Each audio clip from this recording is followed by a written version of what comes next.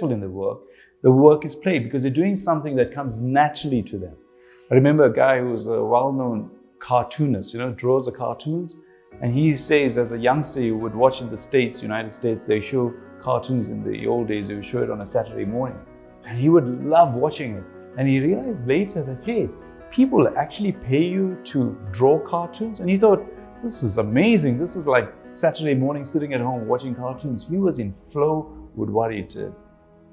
We want to be in flow, and the idea is where work becomes your play. And what we do though, and this is where you got to turn it into from competition to creation again. Competition is where you adhere to a set of rules and you got to win according to those set of rules. And you hope like hell those rules suit you. All right. So if you're a stocky American football player, there's a particular position that you will be suited for, right? And it may not be the quarterback who throws the ball. He's got to be adept with his hand. And if you're this huge big guy who's the defense, I assume, your body genetics and stuff is suited to that role. So therefore you'll be the best in that competition. But many of us may not be suited for a particular role. And it may seem as a bad thing, but it can also be a good thing because you got to create your role. You got to create who you are. And then you're in flow with who you authentically are and uniquely are. You're being true to your individuality. So, for example, I was reading a book by a guy called Tom Peters who wrote the book In Search of Excellence, or something to that extent, business book. And it's a book I managed to pick up of his called Circle of Innovation.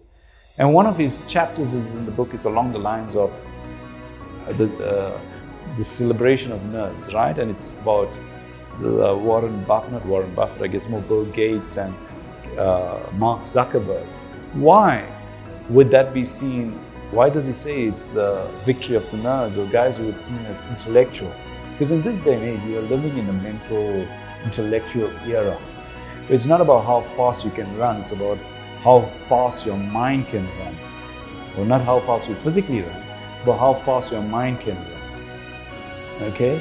And what's happening is that's where someone like Bill Gates describes getting up at 3 in the morning, and Malcolm Gladwell in his book describes that the circumstances and situation, and I'll use the word the competition, suited Bill Gates because he could get up at 3. There perchance was a university down the road where they would go into the computer labs and work on the computers from 3, 4 in the morning until it was time to go to school. And years later, his mom says, I wondered why he was always sleepy for school. But the man was developing the intellectual cognitive prowess to deal with computers during those hours. Right? It wasn't necessary maybe for him to do college work. He was already doing it in high school. So he was ahead of the bunch. And it was something that fascinated him. Not many kids will get up at 3 in the morning to go to a computer lab. This is what he found fascinating, was his inclination, his passion. Now, as much as he has that passionate inclination, you also have it. You gotta know and be not fearful to facing up to who you truly are. Why I'm saying not fearful is because you and I have been wired to believe that we've got to fit into some other genre rather than the genre that you actually are. We feel I've got to fit in with some other societal expectation rather than the expectation of who you truly are. And your true authenticity, your true integrity means getting in touch with who you are, and that's a manifestation and expression that is fighting to be released. And when you release it, it's in flow with the universe, because once you're authentic, you're aligned with something powerful. And what's fascinating about being in flow is that, I'll throw it out there, life becomes effortless. Because then you're in cahoots and collaboration with the universe. It doesn't mean you will not encounter obstacles and challenges. You will. But you got to recognize that the obstacles and challenges you encounter is like a brick wall in front of you that's pushing you to the left so you can go around the obstacle and find a better way through. Rather than what we do when we live a life of competition and logic and rationality, is when we face with an obstacle, we think, oh, this is it. Why is this in my way? Recognize that the universe is conspiring for your greater truth. It's in flow with you. And when you live that way, you become, as the word flow suggests, like water that goes around the rock. At times, yes, you need to be a rock as well, rather than water, to fight through simple barriers or an energy that holds you low. But many times, you just flow with life. But you know where you're going to. Be assertive as well as to where you want to go. Challenge the status quo. Because that way, the universe can work using you as a conduit, a vehicle for its expression at a greater level. Because as much as you and I dream, you and I are dreaming too small. The universe has a 10,000 times far bigger dream. And you decide whether you want to be in alignment and cahoots with that dream. And there is no loneliness, because if you think of it, and what I'm suggesting, you may be lonely in terms of people, but when you align with the universe, you're in line with the entire universe. And people will resonate with that energy. And whether the other endeavor to be in flow is not to be attached to the outcome of what you do.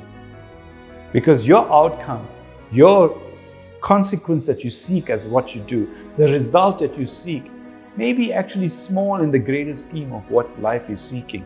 Allow life to seek greater than what you want to achieve. And the example I'm reminded of is Amit Kathrada. I'm not sure if I shared it with you all before. Is that, yeah. So what is interesting, they had a more powerful dream, freedom, which was illogical, irrational. 27 years in jail, you might argue, was Nelson Mandela in flow.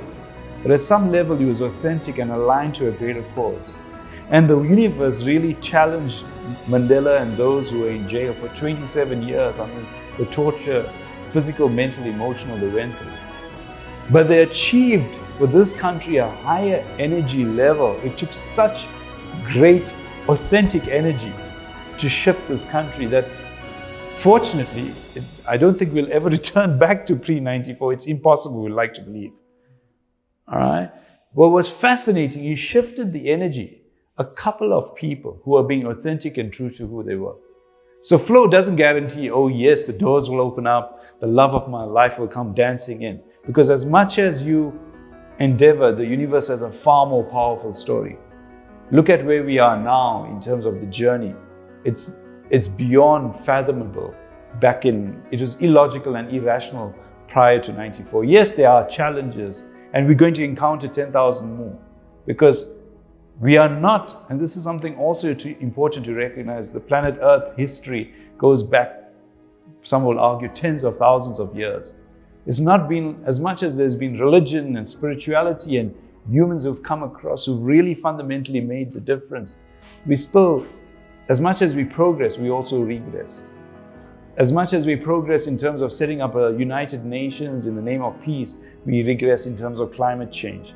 As much as peace has become the biggest wow word in terms of organizations, the armaments industry is the biggest industry in the world.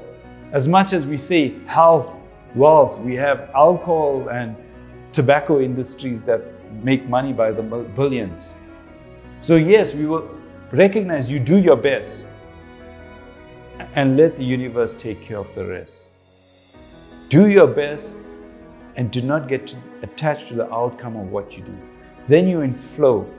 When you're in flow, you be first and you do. And very important, because usually we say you do, then you have, then we be. This is how we generally do. I need to do, then I'll have some money, then I'll be wealthy. But we need to change the whole thinking around to being wealthy in terms of health, wealth, hopefully, relationships, and do. But very important, it doesn't matter whether you have or have not. You did your best, you do your best, and whether you have or have not, it's up to the universe to determine. Because interestingly enough, philosophically, they've been arguing, oh, we got to change it from do to have and be from to be, do, have. But there's no guarantees in this world. But if you be and you do and you have no attachment to the have, you may get more than you actually chose to have, but that's a different story. No one can predict that, but you are comfortable within yourself. And that changes the outlook on life. Be the best you can be in terms of a father, partner, relationship. Give love unconditionally with no expectation of return. It will change your world. Because love or joy, they say, the joy, in the joy of others lies your own. In the love of others lies your own. In the happiness of others lies your own. But what we generally want is, how do I have love and joy and happiness? Give to others, and whether you get it or not, you'll find it slowly has no choice but to permeate your entire being. And when you're in flow, your physical, mental, emotional, and spiritual aspects, one might argue, or beings within you are in line, authentic, and integral to the goal. And then you are chasing a truth, a purpose. And then the passion that comes out within you manifests as a purpose. Because passion is what I want out of life. Purpose is what life wants out of you. And it becomes effortless. You're then also very important, because you're all burnt out chasing the pace of life. You are then in rhythm with life. You're in flow with the world. You know, like when you watch a river, if it's flat, it's chill. If there's a waterfall cascade, it's crazy. Or it's a rapids, it's even more, it's crazy. Like that, you're in rhythm, where at some points you will experience the winter. At other times, the summer, autumn, spring. But you're in flow. You are not attached to the outcome of your journey. You are detached, but you still give your absolute effort.